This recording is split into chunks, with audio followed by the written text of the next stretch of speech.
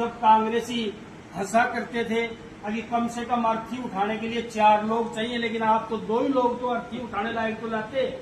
उसके बाद 6 अप्रैल 1980 को बम्बई के अंदर हमारे भारतीय जनता पार्टी का स्थापना हुई, कमल के फूल का निशान लगाया और जनता पार्टी के तो मोरारजी देसाई प्रधानमंत्री भी बने थे। जनसंघ की स्थापना जब दीपक का निशान होता था, पार्टी का स्थापना दिवस मना रहा है।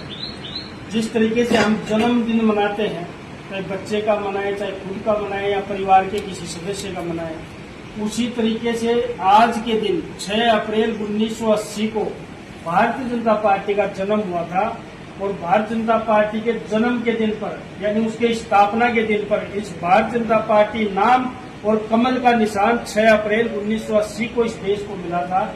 इसलिए आज भारतीय जनता पार्टी में विश्वास रखने वाले प्रत्येक कार्यकर्ता के लिए राजनीतिक रूप से सबसे बड़ा दिन है 6 अप्रैल। इसलिए आज हम इसका स्थापना दिवस बिहाड़ा मंडल में नंगलिया गुजरवास की इस पवित्र भूमि में मना रहे हैं। उन्हें एक बार इस स्थापना दिवस पर भारतीय जनता पार्टी के सभी कार्यकर्ताओं को मैं बधाई और शुभकामना देना चाहता हूं। आप लोग राजनीतिक क्षेत्र में जो काम करते हैं, चाहे वो 24 घंटे में 2 घंटे भी करें, लेकिन जिस पार्टी से हम लोग संबंध रखते हैं, उस पार्टी की चिंता करते हैं, उस पार्टी की उज्जवल भविष्य की कामना करते हैं, तो उसका इतिहास भी पता होना चाहिए। हम लोग तो सच्ची सच्चाई मैच पे बैठे हैं, लेकिन उन लोगों को याद करना हमारा कर्तव्य बनता है, फर्ज बनता है, धर्म बनता है और कर्म भी बनता है, जिन्होंने ये पौधा लगाया था। ये 2 तस्वीरें आपकी लगी हुई है, शायद हमारे जमाने से बहुत पहले की हैं, लेकिन इन लोगों ने, जब चंद लोग इस पार्टी को खड़ा करने में लोग थे, श्यामा प्रसाद मुखर्जी और श्रद्धे दीनदयाल जी उपाध्याय, उस वक्त भारतीय जनता पार्टी नहीं थी।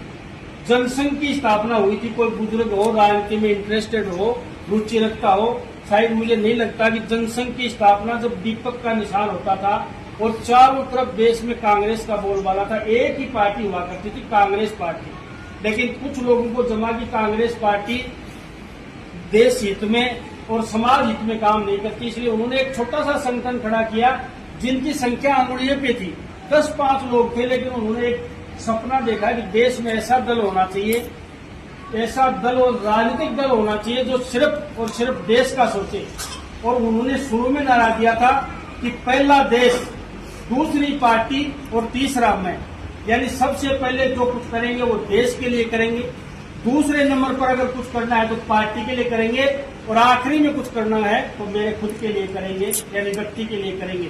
First nation, second party and third me, यानी अंग्रेजी में उस वक्त एक मुहावरा दिया गया था कि देश को सर्वोपरि मान के हम जो भी राजनीतिक दल करेंगे देश के हित के लिए काम करेंगे। जनसंघ के बाद में कुछ एक आध लोग जीतते थे, एक आध लोग विधानसभा लोकसभा में जाते थे। जनसंघ के बाद भारतीय जनता पार्टी बनी। उस वक्त तो कुछ लोग समझते होंगे जनता पार्टी का राज भी देखा होगा, जनता पार्टी का काल भी देखा होगा, और जनता पार्टी के तो मोरारजी देसाई प्रधानमंत्री भी बने थे। इमरजेंसी के बाद, यानी आप स्पष्ट भाषा में समझो तो वो एक नसबंदी का काल आया था 75 से 77 तक इमरजेंसी लगी थी। उसके बाद कांग्रेस को उठा के और देश की जनता ने कांग्रेस को हटा करके जनता पार्टी को शासन दिया था और मोरारजी देसाई प्रधानमंत्री बने थे। लेकिन उसके बाद भी पार्टी छिन्न भिन्न होगी। उसके बाद 6 अप्रैल 1980 को बम्बई के अंदर हमारे भारतीय जनता पार्टी का स्थापना हुई, कमल के फूल का निशान लगाया। उस वक्त कमल के फूल का निशान लगाया। कमल के पीछे ये उद्देश्य था कि कमल हमेशा कीचड़ में खिलता है, यानी गरीबी में खिलता है, इसलिए गरीबों की पार्टी के रूप में भारतीय जनता पार्टी का उदय हुआ। भारतीय जनता पार्टी का उदय हुआ तो एक कालखंड ऐसा भी आया कि लोकसभा के अंदर 2 सांसद जीत के गए। कुल पूरे देश में 546 सांसदों में 2 सांसद जीत के गए। जब कांग्रेसी हंसा करते थे अभी कम से कम अर्थी उठाने के लिए 4 लोग चाहिए, लेकिन आप तो 2 ही लोग तो अर्थी उठाने लायक तो लाते। लेकिन उस वक्त भी उन लोगों ने परवाह नहीं की और देश हित में काम करते रहे। और देश हित में काम करते करते एक दिन राज में आए और भारतीय जनता पार्टी के पहले प्रधानमंत्री के रूप में अटल बिहारी वाजपेयी को दाव देकर प्रधानमंत्री बनाकर इतिहास बनाया और अटल बिहारी वाजपेयी ने वो काम करके दिखाया कि इस देश को अटल बिहारी वाजपेयी को भारत रत्न से पुरस्कार से नवाजा गया, भारत रत्न का पुरस्कार दिया गया। ऐसे प्रधानमंत्री भारतीय जनता पार्टी के पहली बार अटल बिहारी वाजपेयी बने। आज तो आप देख सकते हो सारे देश में भारतीय जनता पार्टी है और नरेंद्र मोदी तीसरी बार प्रधानमंत्री बन रहे हैं। कांग्रेस का पत्ता साफ है, क्योंकि ये सिर्फ नीतियों के कारण है। जिसकी नीति और नीयत दोनों खराब होगी, लास्ट में आखिरी में वो डूबेगा, निश्चित रूप से डूबेगा। देश हित में जो काम नहीं करेगा वो डूबेगा, क्षेत्र हित में काम नहीं करेगा वो डूबेगा। निश्चित रूप से आप कहता हूँ, राजनीति में आप लोगों को अगर कोई विजय करना है, राजनीति में कोई निष्पक्ष काम करना है, तो लोगों के पक्ष में काम करो, जनता के हित में काम करोगे, वही नेता चलेगा, वही नेता आगे जाके सक्सेस होगा, ऐसा मेरा मानना है। और आज भारतीय जनता पार्टी देश की नहीं, राज्य की नहीं, दुनिया की, इस पूरे सृष्टि की सबसे बड़ी अगर कोई पार्टी है तो वो भारतीय जनता पार्टी है।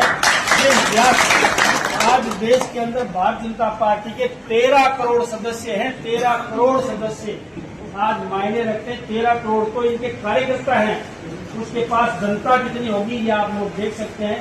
तो 2 राज्यों में, मात्र 1-2 राज्यों में कांग्रेस की सरकार है। पूरे देश में ये सिर्फ और सिर्फ दीनदयाल उपाध्याय और श्यामा प्रसाद मुखर्जी के सिखाए हुए सिद्धांतों पर और रास्ते पर चलकर ये पार्टी इस मुकाम पर, इस मंजिल पर और इस स्थान पर पहुंची है। इसलिए पुनः एक बार भारतीय जनता पार्टी के कार्यकर्ताओं से इतना ही कहना चाहता हूँ, पहले देश के बारे में, दूसरा अपने क्षेत्र के बारे में।